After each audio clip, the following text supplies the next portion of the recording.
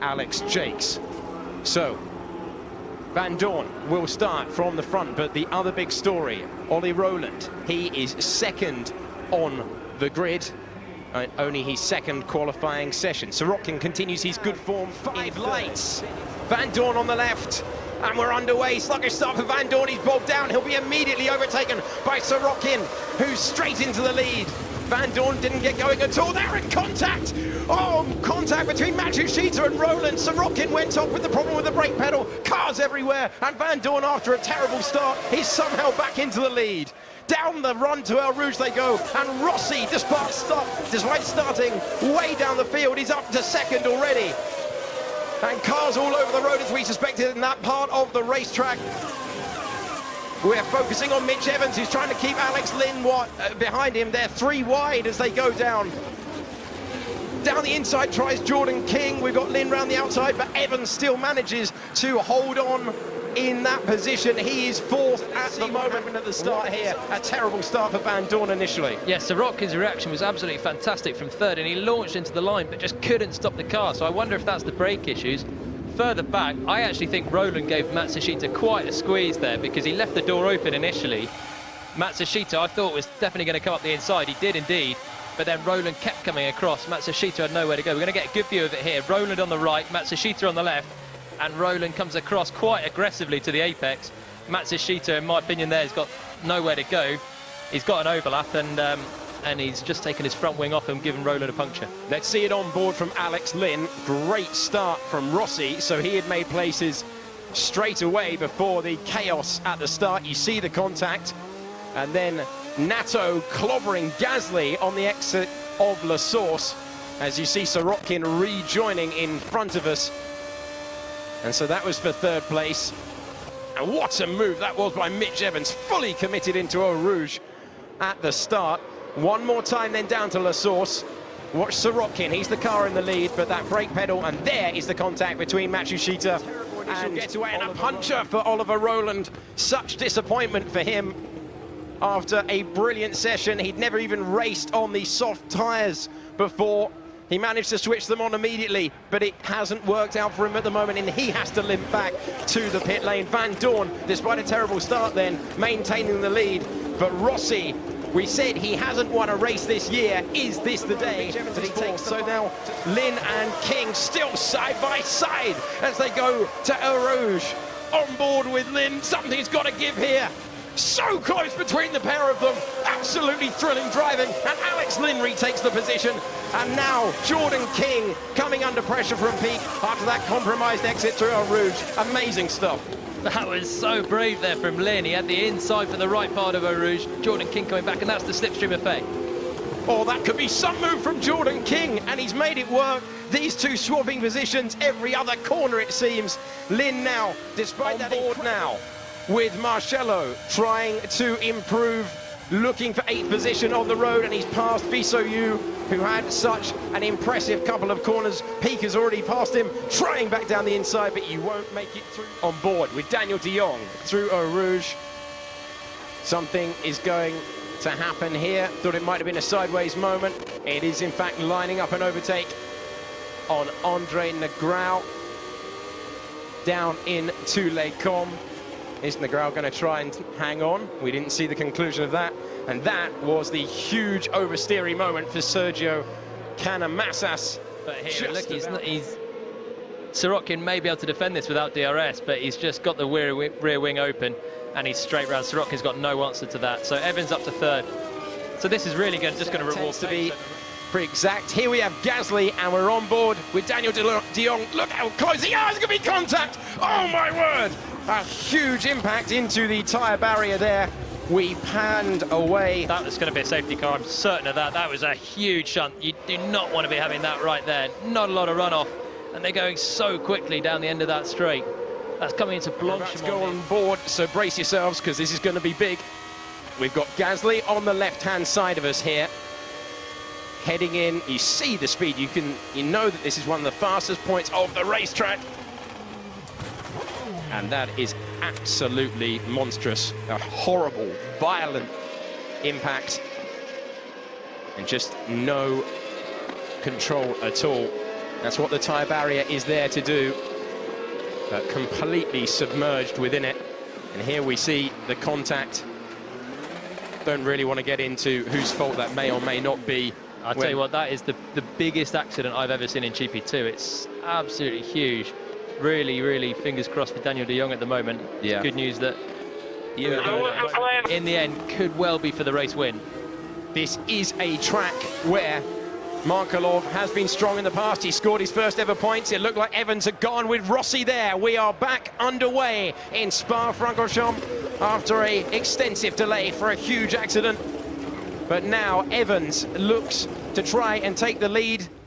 It's not working out at the moment. We have yellow. Look at the battle at the start. No DRS at this stage of the race, but this is a traditional overtaking spot down the years. Is Evans going to try? Not this time, going into La Source, and he has to settle for second place as they continue on the lap. Rossi not able to sprint clear at this moment in time, and Evans really off the road, kicking gravel all over the racing line.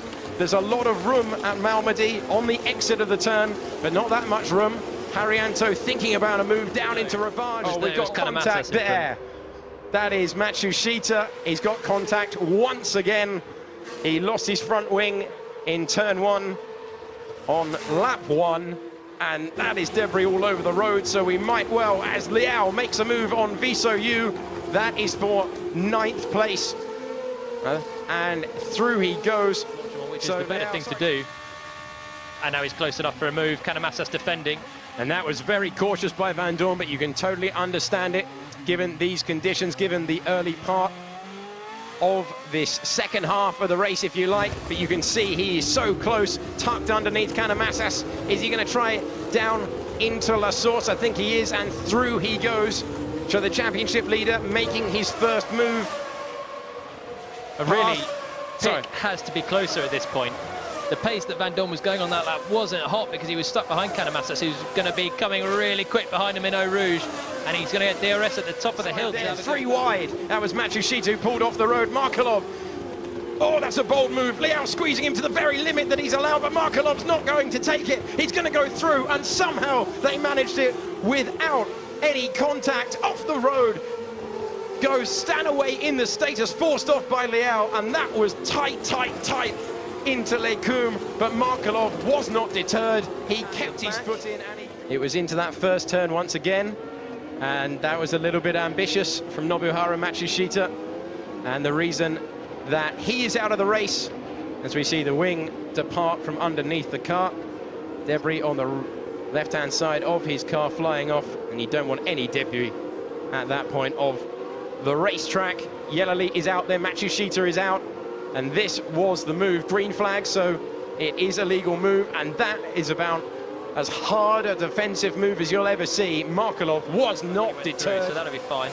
I actually thought that Matsushita, that Yelali squeezed him a little bit on the apex there, because he looked like he was a fair way down the inside. But anyway, here's Pete trying to make a move on Canamassas. He's going to have to go the long way round, and Canamassas doesn't allow him to do it. He's off, Peak is off, cars off in the background, absolutely everywhere. So Haryanto passes Markelov, and Viso Yu, Haryanto, Markelov. So absolutely action everywhere at the moment, with some bold moves from Jordan King and Alex Lynn in the early stages. We've had a huge accident that's cost us nearly 40 minutes into the slipstream.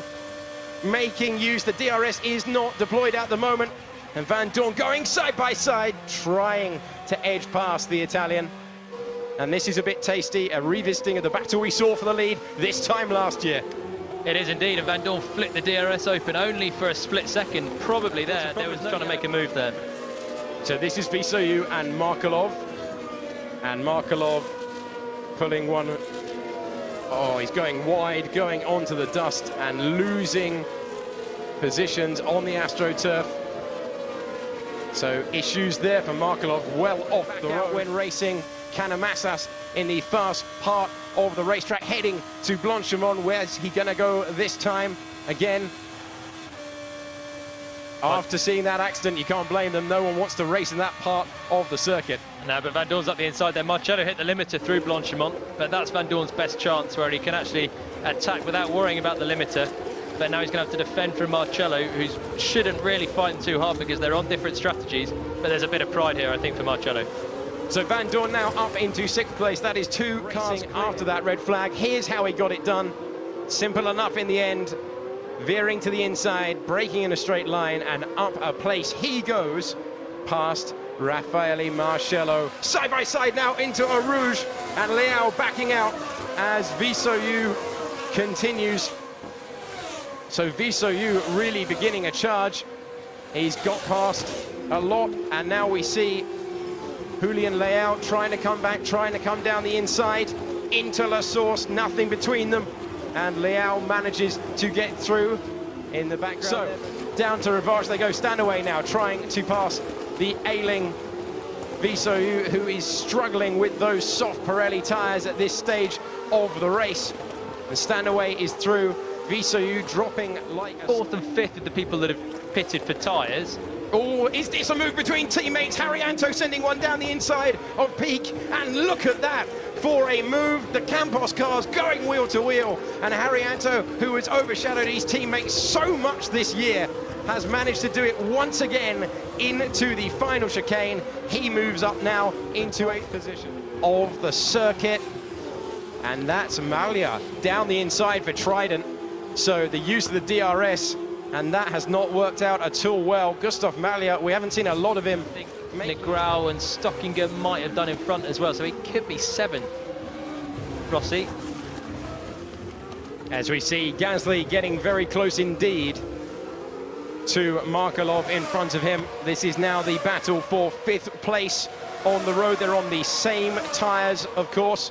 As they head to Eau Rouge once again. We're not long. This was the move that Rossi made.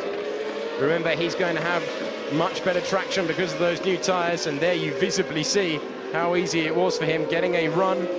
Not quite the acceleration I expected, but he just waits for the wide run and uses the superior traction there to make the move position back to the battle between Malia and Mitch Evans.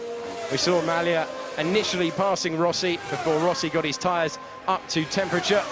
Evans thinking about a move down the inside of Blanchimont. That's going to force Malia wide off the road, and Evans will have the racing line into the final 10-second stop-go penalty for, as we suspected, team personnel working in the fast lane. And look at Jordan King roaring through with the superior soft Pirelli rubber past Visoyu.